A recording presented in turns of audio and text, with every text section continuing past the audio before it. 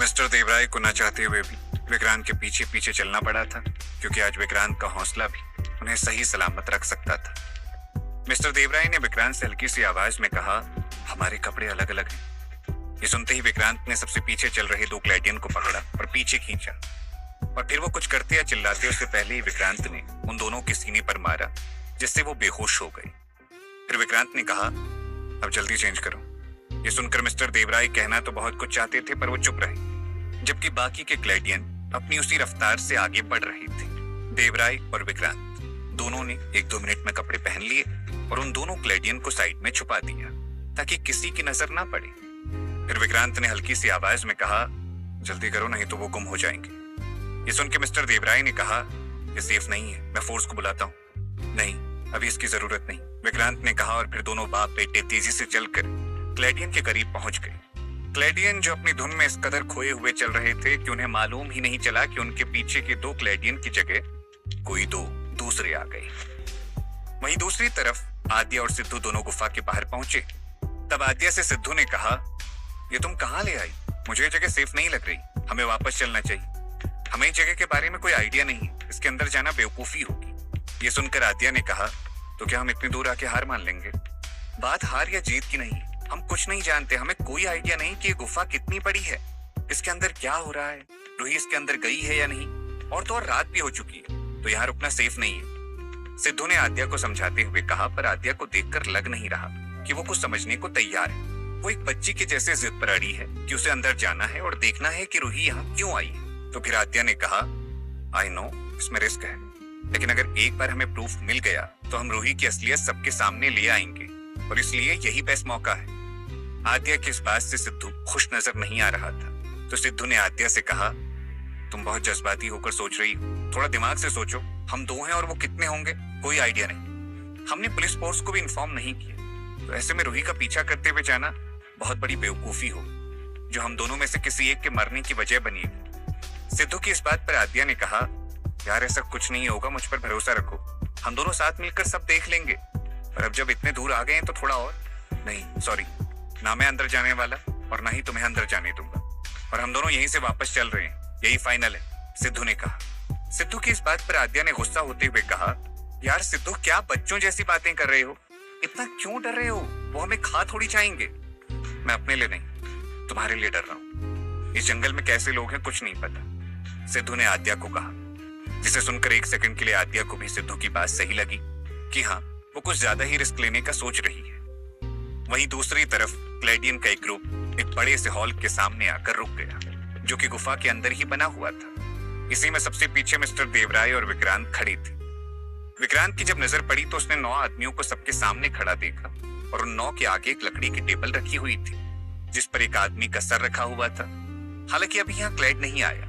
Clad से उसके खास आदमी ने कहा, मिथिलिया आ चुकी है, लेकिन मेरा एक सवाल है, क्या हमें उससे ये सब करवाने की जरूरत है? हाँ बहुत ज्यादा जरूरत है, वो मेरा गुड लक है, क्लैड ने कहा, जिसे सुनकर उस खास आदमी ने कहा, अच्छा इसका मतलब गुड लक वाली के हाथों ही आज आप सारे काम करवाने वाले थे।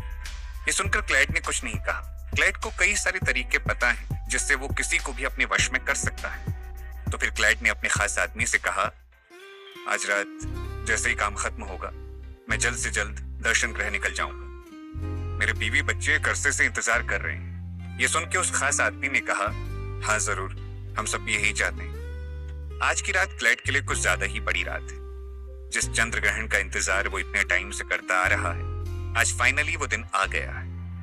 वहीं दूसरी तरफ पत्थर के बने स्टूल पर विक्रांत अपने डैड के साइड में बैठा था, तो विक्रांत के आगे ग्लैडियन बैठे थे। विक्रांत ने हल्की सी आवाज में कहा, ये सब क्या है, इसका कोई आइडिया है?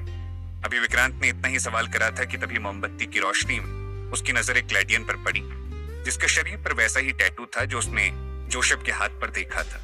और यही चीज ठीक उसी टाइम मिस्टर देवराय ने भी नोटिस की, जिसे देखकर मिस्टर देवराय ने अपने बेटे से पूछा, क्या तुम भी वही सोच रहे हो जो मैं सोच रहा हूँ? संध्या राठी से इनका कोई कनेक्शन लगता है, जोसेफ के हाथ पर भी ऐसा ही टैटू था, लेकिन ये समझ नहीं आ रहा है कि इन लोगों में और जोसेफ में कनेक्शन क्या था, कि जोसेफ इन्हीं के जैसे यहाँ रहता था। विक्रांत ने हल्की सी आवाज में अपने पिता से कहा, जिसे सुनकर उन्होंने वापस से जवाब दिया, हो सकता है वो यहाँ कुछ दिनों के लिए आया हो, लेकिन जो भी हो हमें समझदारी से काम लेना होगा। ये बहुत ज्यादा लोग, हम दो इनसे मुकाबला नहीं कर पाएंगे। ये सुन के विक्रांत ने कहा, हाँ लेकिन अभी हम फोर्स नहीं बुलाने वाले, थोड़ा वेट करते हैं और देखते हैं कि आखिर ये लोग कर क्या रहे हैं। विक्रांत की इस बात पर देवराय ने कहा, और मुझे लगता है ऐसा करना बेवकूफी होगी। नहीं, विक्रांत ने अभी इतना ही कहा था कि तभी इतने में मास्क लगाए 5 आदमी आए जिन्होंने काले रंग के कपड़े पहन रखे थे। इनके बीच में एक लाल कपड़ा पहना आदमी आया। उसने भी मास्क पहन रखा था, पर इस मास्क के पीछे कोई और नहीं बल्कि मिस्टर क्लैड था। मिस्टर क्लैड के आते ही सभी क्लैडियन ने सर झुकाकर सलाम की, जिसके चलते ना चाहते हुए भी मिस्टर देवराय और विक्रांत को भी खड़ा होकर सलाम करना पड़ा, नहीं तो पकड़े जाते। फिर मिस्टर देवराय से विक्रांत ने हल्की सी आवाज में कहा, ये इनका लीडर है। ये सुन के मिस्टर देवराय को जवाब देते उससे पहले ही मिस्टर क्लैड की आवाज सबके कानों में पड़ी। मिस्टर क्लैड सभी क्लैडियन से कहते हैं, जिस रात का इंतजार हम एक लंबे अरसे से करते आ रहे हैं, वो रात आज आ गई। और आज आपको ये जानकर अच्छा लगेगा कि इसके लिए हमारे 9 क्लैडियन चुने गए। इन 9 का पितामह से गहरा कनेक्शन, जो पितामह ने इनको चुना है। ये सुन के सभी क्लैडियन ने हाँ में गर्दन हिलाई। तो फिर विक्रांत ने मन ही मन खुद से सवाल करते हुए कहा, ये पितामह कौन है? इस वक्त गुफा में मशालें जल रही थी, जिसकी रोशनी से एक अजीब सा एहसास हो रहा था। फिर क्लैड ने हाथ में म्यान उठाई, इससे तलवार निकालते हुए कहा, ये तलवार पिछले कई सालों से इस म्यान में कैद है, इसे भी अपना कर्ज लौटाना है। ये सुन के विक्रांत और मिस्टर देवराय कुछ नहीं समझे। तो वहीं दूसरी तरफ अंदर एक औरत चेयर पर बैठी थी। उसके चारों तरफ 8-9 महिलाएं खड़ी थी, जो सब मिलकर उस एक अकेली औरत को तैयार करने में लगी थी। उनमें से एक महिला ने हाथ रंगते हुए कहा, आपको अपने साथ से तलवार पकड़नी। ये सुन के उस चेयर पर बैठी औरत ने हाँ में गर्दन हिलाई। उसके चेहरे पर कोई एक्सप्रेशन नहीं।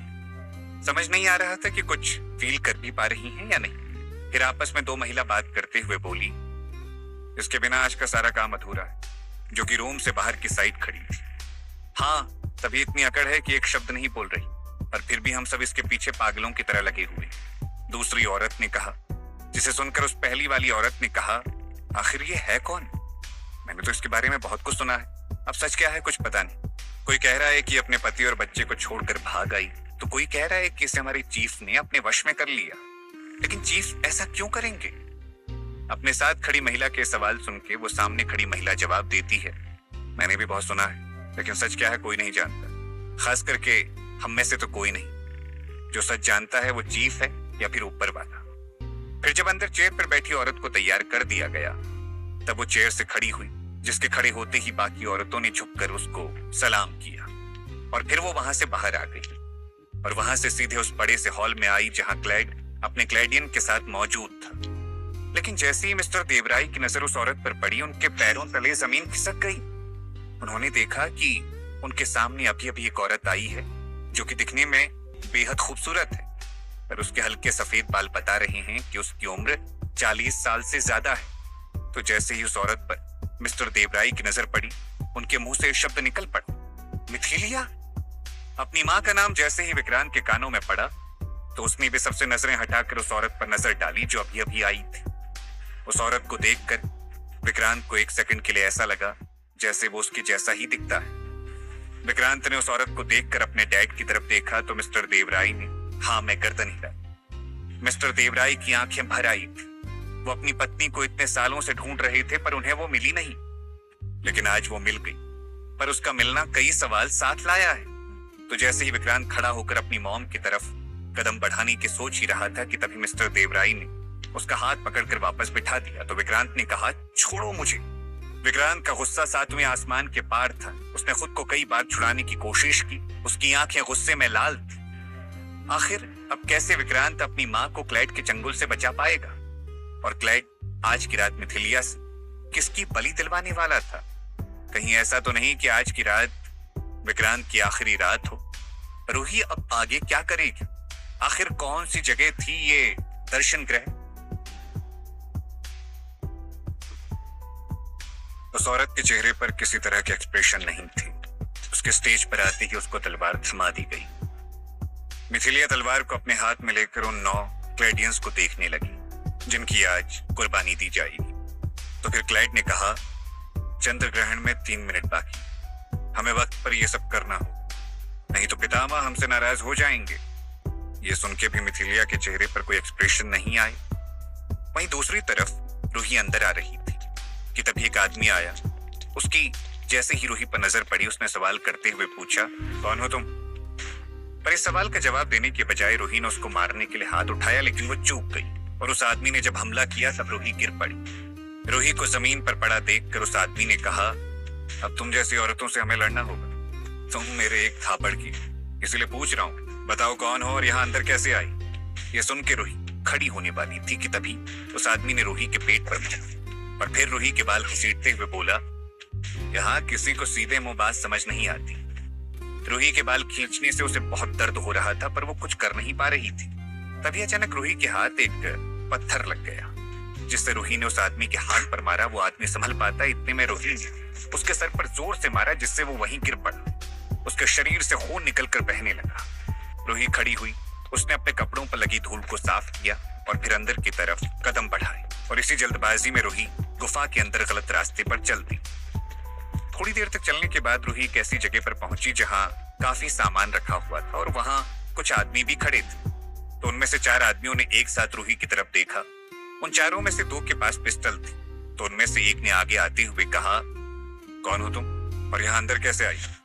ये सवाल सुनकर रूही ने कहा, वो मैं रास्ता भटक गई थी। जबकि पहले इसी सवाल का जवाब रूही ने सर फोड़ कर दिया था, लेकिन अब ऐसी गलती करके वो अपनी जिंदगी नहीं गंवाना चाहती, क्योंकि सामने खड़े आदमियों के पास पिस्टल और ऊपर से वो इस गुफा के रास्तों से भी अनजान। रूही का जवाब सुनकर उन चारों ने एक दूसरे की तरफ देखा और फिर उनमें से एक बोला, हम तुम्हें बेवकूफ नजर आ रहे हैं क्या? कोई कितना भी रास्ता भटक ले, पर वो इस तरह गुफा में नहीं आएगा और इतना अंदर तक तो बिल्कुल नहीं आ सकता।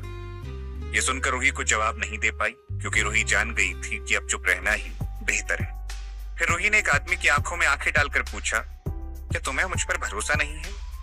ये सुन के उस आदमी को अजीब लगा। उसे ऐसा लगने लगा जैसे उससे उसके मन का कंट्रोल छीना जा रहा है। फिर दोबारा से रूही ने पूछा, बताओ तुम्हें मुझ पर भरोसा नहीं है क्या? क्या मैं झूठ कह रही हूँ? नहीं, उस आदमी ने कहा और फिर उसने अपने आदमियों से कहा, इसे जाने दो, हो सकता है सच कह रही हो। रूही का हिप्नोटाइज करना सफल रहा। तो उन तीनों आदमियों ने अपने साथी से कहा, ऐसे नहीं जाने दे सकते। ये सुन के उस आदमी ने अपने ही आदमियों पर गन तानते हुए कहा, मैंने कहा जाने दो, इसे कोई कुछ नहीं करेगा। ये देखकर रूही को बड़ा सुकून मिला। अब से 2 मिनट पहले तक रूही अकेली थी, लेकिन फिर उसने अपनी शक्ति से एक आदमी को अपने वश में कर लिया और ऐसा वश में करा है कि वो अपने ही आदमियों के खिलाफ जाकर रूही को बचाने की बात कर रहा है। फिर उनमें से एक आदमी ने अपने आदमी से कहा, तुम पागल हो गए हो क्या जो इसकी बातों में आ गए? चीफ को इस बारे में पता चला तो वो हम में से किसी को जिंदा नहीं छोड़ेंगे। वो सब मुझे नहीं पता, मैंने कहा इसे जाने दो। उस वश में हुए आदमी ने जिद करते हुए कहा। तभी उन तीनों में से एक आदमी ने उस आदमी को गोली मारते हुए कहा, लड़की के चक्कर में पार्टी बदल लेना अच्छा नहीं। ये देखकर 1 ही मिनट में रूही की सारी उम्मीद टूट गई। उसने सोचा था कि वो यहाँ से निकल जाएगी, पर उस आदमी ने अपने ही आदमी की जान लेकर खेल बदल डाला। फिर उस आदमी ने रूही पर पिस्टल तानते हुए कहा, तुम जो कोई भी हो, अपने हाथ ऊपर करके खड़ी हो जाओ, नहीं तो अभी जिस तरह इसे मारा है वैसे ही तुमको मारूंगा। ये सुन के रूही को ना चाहते हुए भी अपने हाथ ऊपर करने पड़े। तो जब उनमें से एक आदमी हथकड़ी पहना रहा था, तब रूही की नजर सामने पिस्टल वाले आदमी के हाथ पर गई। उसका टैटू हल्का सा दिखाई दे रहा था। ये टैटू वैसा ही था जैसा उसने जोसेफ के हाथ पर भी देखा था, लेकिन ये देखकर रूही कुछ कह पाती। तभी उस पिस्टल ताने आदमी ने अपने साथी आदमियों से कहा, इसको सीधा चीफ के पास ले चलो। जहां एक तरफ रूही गुफा के गलत रास्ते में जाने के बाद अब पकड़ी गई है, वहीं दूसरी तरफ इतने सालों बाद अपनी मॉम को सामने देखकर विक्रांत की आंखें नम हो गई हैं। उसकी तलाश बड़ी जल्दी पूरी हो गई, लेकिन विक्रांत के पापा मिस्टर देवराय उसे उठकर जाने नहीं दे रहे। तो फिर विक्रांत ने कहा, मैं इस तरह और नहीं बैठ सकता, मुझे उनसे मिलना है। क्या कहकर मिलोगे कि वो घर से क्यों भागी? मिस्टर देवराय ने हल्की सी आवाज में सवाल करते हुए पूछा, जिसे सुनकर विक्रांत के पैरों तले जमीन खिसक गई। उसे कुछ समझ नहीं आ रहा है कि क्या सच है और क्या भ्रम, लेकिन विक्रांत की नजर अपनी मॉम पर टिकी हुई थी और उसे अपने पापा की बात पर यकीन नहीं हो रहा था। तो विक्रांत ने कहा, आप झूठ बोल रहे हो, ऐसा नहीं हो सकता, वो मुझे छोड़कर भाग नहीं सकती। मैं झूठ क्यों बोलूंगा? विक्रांत के पापा ने पूछा, जिसे सुनकर विक्रांत एक अजीब सी उलझन में फंस गया। उसे समझ नहीं आ रहा है कि कौन सही है और कौन गलत। लेकिन इस सही गलत से अलग अभी विक्रांत बस अपनी मॉम से मिलना चाहता है और मिलकर उन्हें गले लगाना चाहता है। जैसे जैसे वक्त बीतता जा रहा था वैसे वैसे क्लाइड और विक्रांत दोनों की धड़कनें तेज हो रही थी। मिथिलिया के हाथ में तलवार थी पर उसके चेहरे पर किसी तरह की कोई एक्सप्रेशन नहीं थी, जिसे देखकर विक्रांत ने अपने डैड से कहा, हमें उन्हें रोकना चाहिए, नहीं तो। अभी विक्रांत की बात पूरी भी नहीं हुई थी कि तभी उसके पापा ने कहा, नहीं, मैं या तुम कुछ नहीं करेंगे, चुपचाप बैठकर देखते रहो, तुम्हें ही पता करना था ना कि ये लोग क्या करने वाले हैं, तो बस देखो। ये सुनकर विक्रांत को गुस्सा आया पर फिर भी विक्रांत ने कंट्रोल कर लिया। वो इस वक्त कोई भी गलती करके अपनी मॉम को दोबारा से नहीं खोना चाहता था। हालांकि वो ये दावा नहीं कर सकता था कि ये उसकी मॉम है, क्योंकि जब तक विक्रांत की मॉम अपने बेटे को एक्सेप्ट नहीं कर लेती तब तक कुछ भी कंफर्म नहीं हो सकता, क्योंकि यहाँ ये सब वो अपने मन से कर रही है या कोई उससे जबरदस्ती करवा रहा। वहीं विक्रांत बैठा बैठा एक बच्चे की तरह तड़प रहा है, ऐसा बच्चा जो थोड़े दिन भी अपनी माँ से दूर रहे और फिर जब उसे अपनी माँ दिख जाए तो भागकर उसके गले लग जाए। विक्रांत ऐसा ही कुछ करना चाहता है, पर मिस्टर देवराय ने उसका हाथ पकड़ रखा है। मिस्टर क्लाइड मिथिलिया को याद दिलाते हुए कहते हैं, अभी बस 1 मिनट बाकी है। ये सुन के कोई कुछ कहता है, इतने में रूही को लेकर वो चारों आदमी आए। रूही को यहाँ देखकर मिस्टर देवराय और विक्रांत को हैरानी हुई और देवराय ने विक्रांत से सवाल करते हुए पूछा, क्या तुमने इसे यहाँ बुलाया था? नहीं, मैंने इस बारे में किसी को कुछ नहीं बताया, जरूर आपने ही बुलाया होगा। विक्रांत ने अपने पापा पर ब्लेम डालते हुए कहा, जिसे सुनकर देवराय ने कहा, नहीं, बिल्कुल नहीं। फिर ये यहाँ आई कैसे? कहीं ये भी इन लोगों से मिली हुई तो नहीं है? विक्रांत ने शक करते हुए पूछा, जिसे सुनकर मिस्टर देवराय को भी 2 सेकंड के लिए लगा कि हो सकता है विक्रांत जो कह रहा है सच हो। पर फिर मिस्टर देवराय के दिमाग में 2 मिनट पहले की बात याद आई, जब क्लाइड के एक आदमी ने क्लाइड से कहा था, चीफ, हमने इसे बाहर पकड़ा था, ये गुफा के अंदर आ गई थी। ये सोचकर मिस्टर क्लाइड कुछ कहते, इतने में उनमें से एक आदमी ने अपनी बात दोहराते हुए कहा, चीफ, ये गुफा के अंदर पकड़ी गई थी, पता नहीं कौन। जब हमने इसे कुछ पूछा तो इसने कुछ नहीं बताया।